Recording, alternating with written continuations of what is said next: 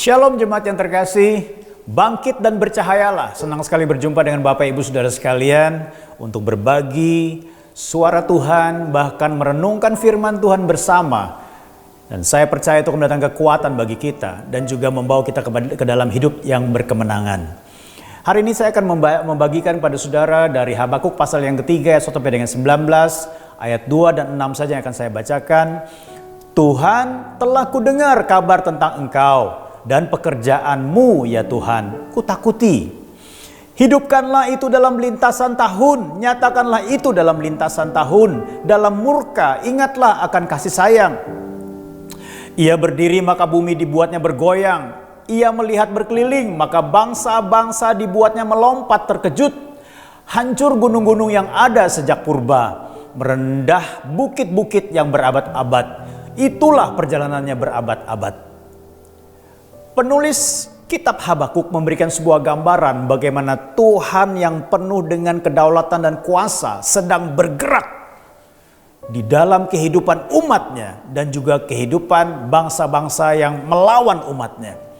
Saudara yang kasih dalam Tuhan, di dalam menghadapi setiap pergumulan, tantangan di dalam kehidupan kita, perlu sekali kita mengenal Tuhan yang menyertai kita. Karena pengenalan akan Tuhan seringkali menentukan apakah kita berjalan dalam kemenangan atau tidak.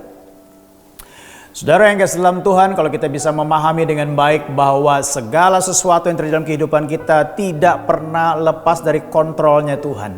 Oleh sebab itu betapa penting kita perlu mengenal Tuhan. Karena apa?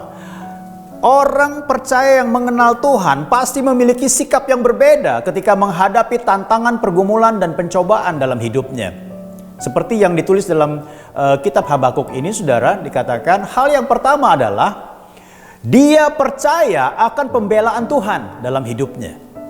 Saudara, kalau kita bisa melihat dalam ayat 13 dikatakan begini, engkau berjalan maju untuk menyelamatkan umatmu, untuk menyelamatkan orang yang kau urapi. Engkau meremukan bagian atas rumah orang-orang fasik, dan kau buka dasarnya sampai batu yang penghabisan. Selah, dikatakan demikian. Saudara yang kasih dalam Tuhan, ingat ada Tuhan yang membela umatnya. Artinya apapun yang kita hadapi dalam hidup ini, ada Tuhan yang menyertai kita dan ada Tuhan yang siap membela umatnya. Dia tidak akan membiarkan kita selama-lamanya ditindas oleh masalah atau orang-orang yang bermaksud jahat. Jika dia melakukan pembelaan atas umatnya, tidak ada satu orang pun yang mampu bertahan. Saudara, perhatikan baik-baik, kuatkan dan teguhkan hatimu bahwa Tuhan ada bersama dengan engkau. Yang kedua adalah kalau kita bisa pelajari dalam ayat yang ke-16, disitu dikatakan, ketika aku mendengarnya gemetarlah hatiku, mendengar bunyinya menggigilah bibirku, tulang-tulangku seakan-akan kemasukan sengal.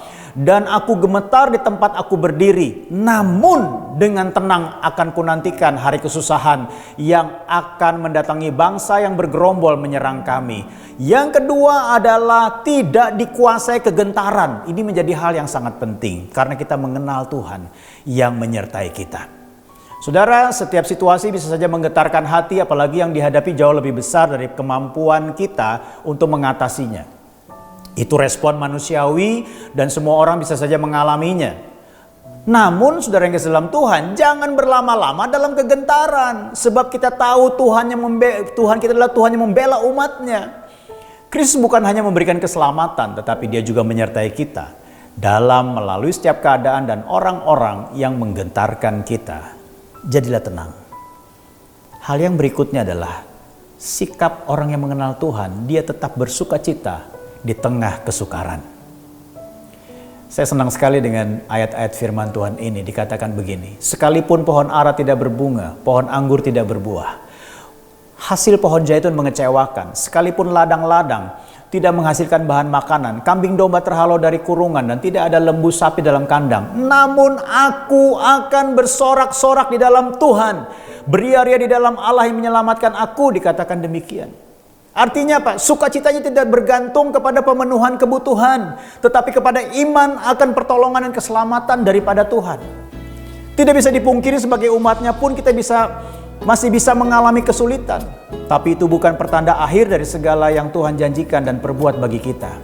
Dia tetap setia akan janji-janjinya.